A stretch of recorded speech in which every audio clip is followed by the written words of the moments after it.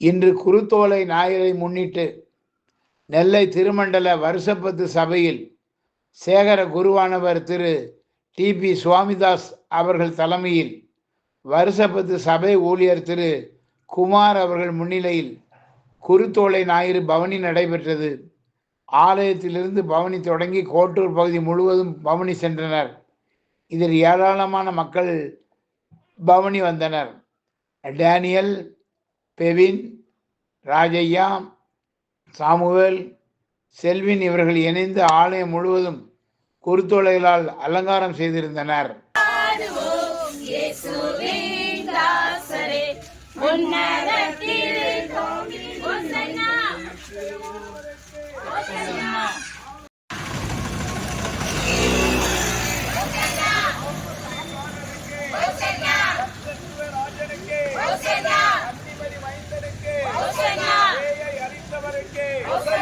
நரகம் அடைத்தவருக்கே ஹோசன்னா, மோட்சம் திறந்தவருக்கே ஹோசன்னா, அதிசயமானவருக்கே ஹோசன்னா.